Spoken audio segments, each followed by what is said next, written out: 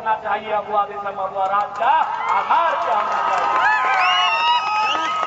आज कल कोई सत्ता पक्ष सरकार का कोई नेता मंत्री आके आपको कहेगा ये अबुआदिज्म अबुआ राज है, तो उनसे पूछिएगा कि जब 64 डीएसपी को प्रमोशन दिया गया तो 40 लोग बिहार से कैसे आ गए। सही बात है।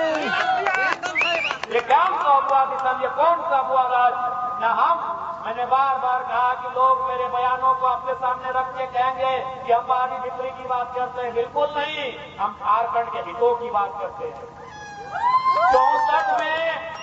64 में अगर 10 डीएसपी यूपी बिहार बंगाल के होते हमें कोई आपत्ति नहीं, 50 हमारे झारखंड के होने चाहिए थे, तो क्यों न हम अपनी आवाज उठाएं, क्यों न हम प्रतिकार करें, क्यों न हम विरोध करें। हमने इसलिए झारखंड राज्य नहीं बनाया था। 64 में 40 आप लेंगे, हमने इसलिए झारखंड राज्य नहीं बनाया था। इसलिए कोई बाहरी बिक्री की लड़ाई नहीं है, ये झारखंड के हितों की रक्षा के लिए लड़ाई है। मैंने चुनौती भी दिया, ये जिनको लगता है हम बाहरी बिक्री करते हैं, अभी बिहार में चुनाव होने वाला है। हमने झारखंड में बिहार की 3 पार्टियों, लालू यादव जी की राजद, नीतीश कुमार जी की जदयू और चिराग पासवान जी की लोजपा, हमने बिहार की 3 पार्टियों को झारखंड में विधायक दिया है, मंत्री दिया है। अरे विधायक मंत्री तो दूर की बात है, जेएमएम और आरजू के वो सीट बिहार में दिखला दीजिए। सही बात है। सीट जीतना तो दूर की बात है, विधायक बनना तो दूर की बात है। इंडिया गठबंधन जेएमएम को वो सीट शेयर तो दे दे, वो सीट शेयर, जीतने की बात नहीं कर रहे, शेयर दे रहे।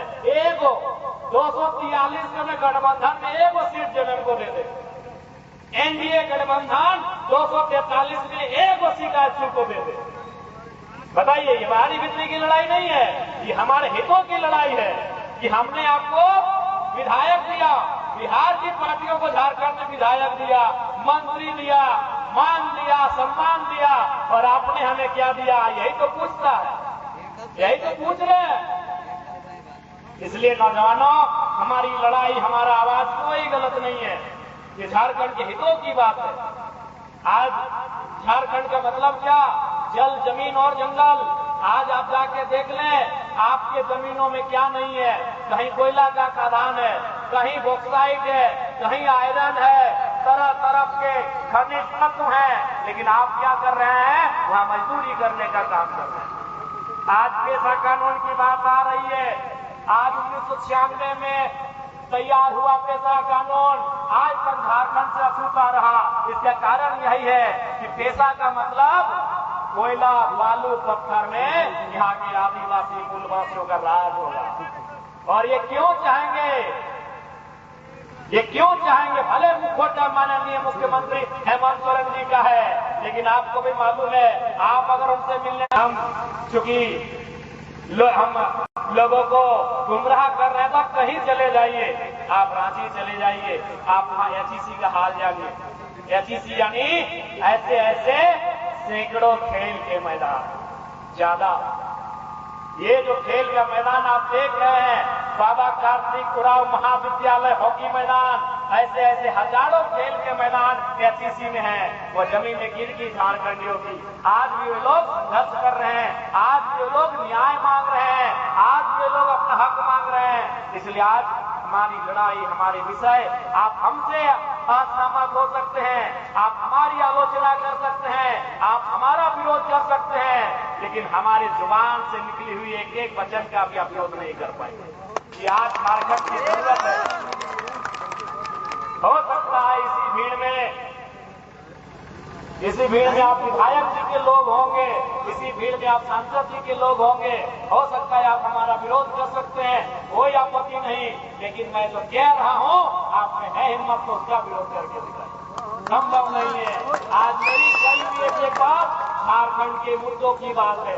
आज अगर ये लोग नहीं चेतते हैं, ये सत्ता, ये सरकारें अगर आज नहीं चेतती हैं, तो जो हाल आज रांची का है, राजधानी चले जाइए, वह जमीनें गिर की थी आदिवासियों की, आज वहाँ प्रदेशों से आए हुए लोगों का एक बहुत बड़ा साम्राज्य खड़ा हो चुका है। आदिवासी लोग आज वहाँ थक हार चुके हैं, आज वहाँ थक हार चुके हैं।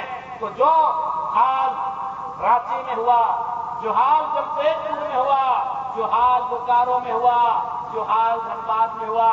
धनबाद में 1 दर्जन आदिवासी गांव हुआ करते थे, जिनमें विशेषकर चूंकि जैसे आपके यहाँ उराव समुदाय है, उधर संथाल समुदाय की आबादी है।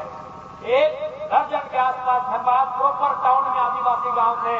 आज आप सर्वे करके आइएगा, हर गांव के आदिवासी संघर्ष कर रहे हैं। उनका जमीन, उनका गांव सब धीरे धीरे लुट गया।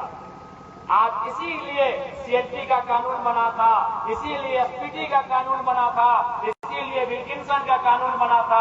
उन कानूनों के होने के बाद भी मर्यादाओं को, नियमों को तार-तार करते हुए आज झारखंड की स्थिति को दुर्लभ बनाया जा रहा है। इसलिए आज नौजवानों को आवश्यकता है, हमारे भाइयों को आवश्यकता है, हमारी बहनों को आवश्यकता है अपनी आवाज को बुलंद करने की, अपने हक अधिकार से लड़ाई, अपने हक आंदोलन क्यों हुआ था आपको जानने की, चाणा भगत का आंदोलन क्यों हुआ था, बाबा कार्तिक राव, निर्मल महतो का आंदोलन क्यों हुआ था, आज आपको अध्ययन करने की आवश्यकता है। आज भी हम उसी दौर से गुजर रहे हैं, इस दौर को लड़कर, इस दौर का सामना करके हमारे पूर्वजों ने झारखंड राज्य का निर्माण किया था। इसलिए आज आपकी आवश्यकता है एकजुट होकर अपने संघर्ष करने की, अपने हितों को जानने की।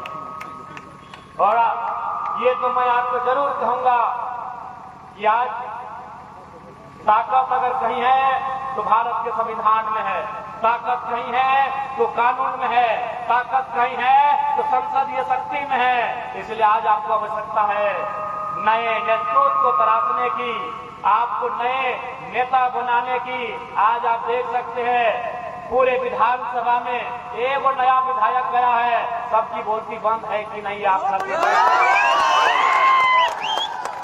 पूरे विधानसभा के सत्र को अपने घर से, अपने टेलीफोन में, अपने मोबाइल में, घर में बैठकर देखा होगा कि जब डुमरी विधायक जयराम महतो सवाल करते थे इरफान अंसारी से, जवाब देने मुख्यमंत्री हेमंत सोरेन को खड़ा होना पड़ा।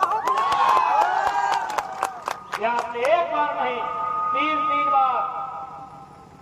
बार हमने सवाल किया श्रम नियोजन मंत्री से, बचाव में खड़े हो गए पर्यटन मंत्री। एक बार नहीं, 3 बार आपने देखा होगा एक विधायक के तेवर का सामना करने के लिए उन्हें 2-3 मंत्रियों को सहारा लेना पड़ा। इसलिए आप इस दिन के लिए आप इंतजार करिए और उस दिन की तैयारी करिए जब ऐसे ऐसे नौजवान दर्जनों की संख्या में झारखंड विधानसभा के अंदर होंगे। एक विधायक से इनकी इतना हालत खराब है, एक विधायक से इनको इतनी परेशानी है तो सोच लीजिए जिस दर्जनों विधायक वहां प्रवेश करेंगे इस राज्य की हालत क्या होगी आज। और देखिए उनका खुन्नस देखिए, उन विधायकों का हमारे प्रति दुर्भावना देखिए।